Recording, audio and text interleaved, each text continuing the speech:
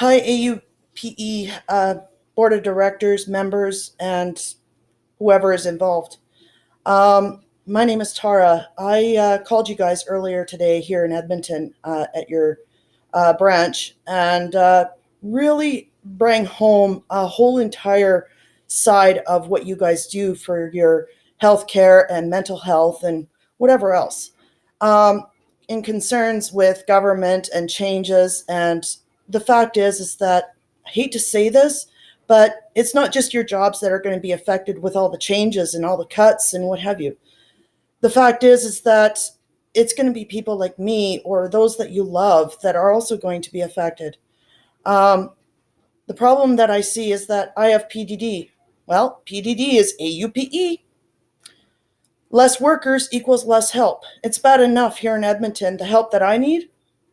I would either have to divorce my husband or he would have to move and quit his job in order for me to get the help that I need, which is in southern Alberta.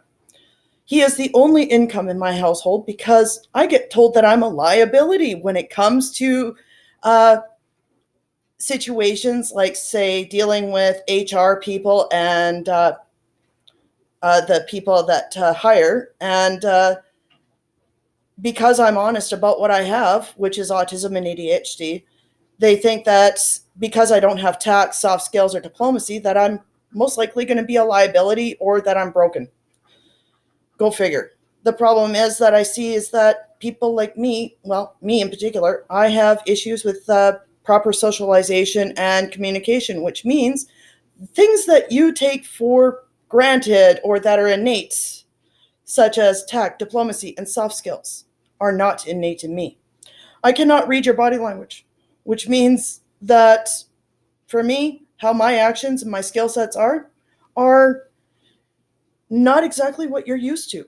How I speak or how I communicate are not the way you do things and may be misconstrued as rude. My excitement when it comes to disability may look like aggression when it is not, and I get told to settle down. That pisses me off, blah, blah, blah.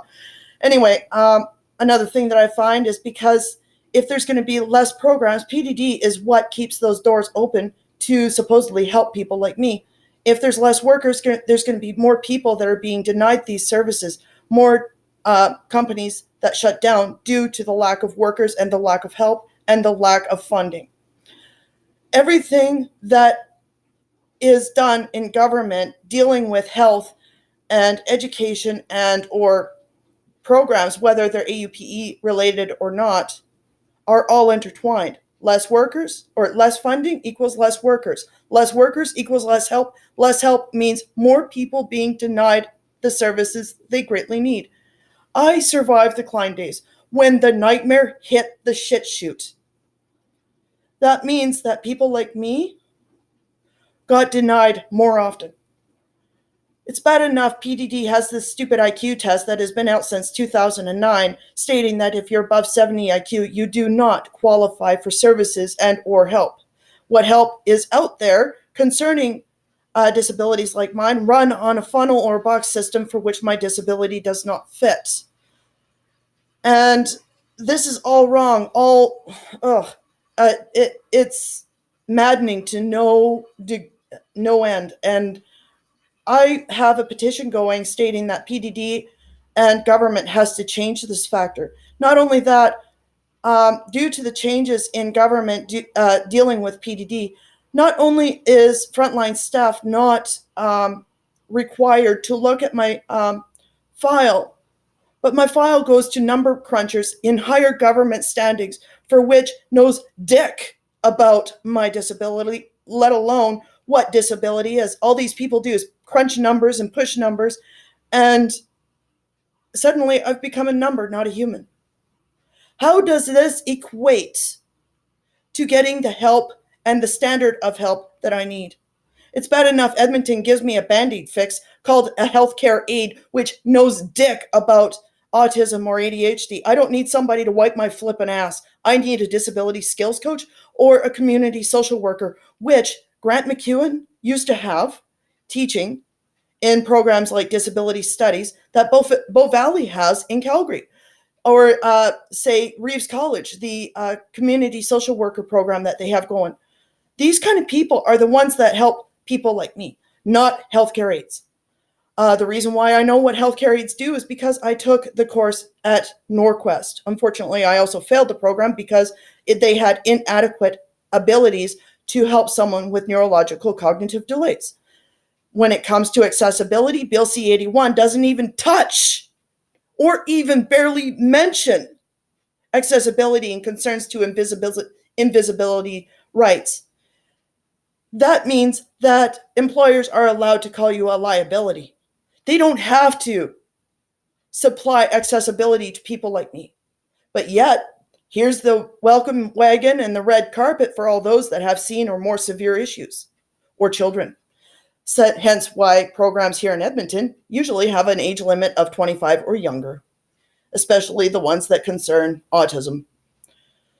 Now, the fact remains is that how do you mothers in your company expect your children who will be 16 emotionally diagnosed for the rest of their lives to succeed or even get a job and do what you do so naturally without these programs or something put in place to help them along throughout their whole entire life?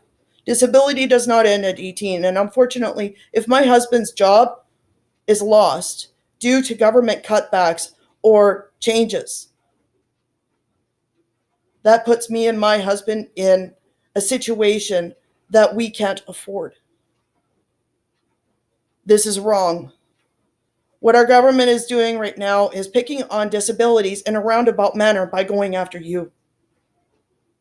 Please help me and my group, which I have created on Facebook that has meetings once a month, called the Alberta Hummingbird Project, not only become an advocacy group, but also help bring in services and vocations for which also address the matter of those that don't get PDD because of IQ.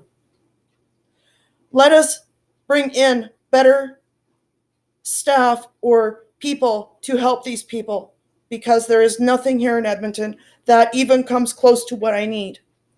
And I have and know people that are screaming for such services and such people, but yet they don't exist because, well, what I have, because it's invisible, does not exist. Even though I could show you the bloody novel that I have in my filing cabinet for my disability, given by professionals who are specialized in autism and ADHD. I did not get diagnosed with what I have until I was 39. And this is normal standing for most women with autism or ADHD. Boys get diagnosed at very young ages, and yet women, well, because we're taught to assimilate, it is harder to diagnose. Excuse me while I scratch my nose. What our government has been doing for 30 years is wrong, and it should be changed. And if this comes across too gruff or too forward, I hate to say this, but because I don't have tact, diplomacy, or soft skills, my filter is gone. I have no filter. I was born without a filter, and I certainly as hell did not wake up one day and ask, can I have a disability, or I will have a disability today. I did not plan this. I did not ask for it. I was just born with it. What I have is genetic. It is not caused by drugs or alcohol. It is caused by genetic malformations within the genome through parentage. And guess what? My parents didn't ask for me to have this. Just like my parents, my mother, or my brother did not ask to have MS, but they do. I'm asking for understanding, basic equality within the job work site, and the ability to succeed just as you do, but having the proper resources throughout the whole entire life span of someone like me. I'm 45 years old. I have a lot of years left in me to either help advocacy groups or teach people just like you about what it's like to have what I've got. It's not fair that others can get work and jobs are willing to be accessible for anything with seen issues.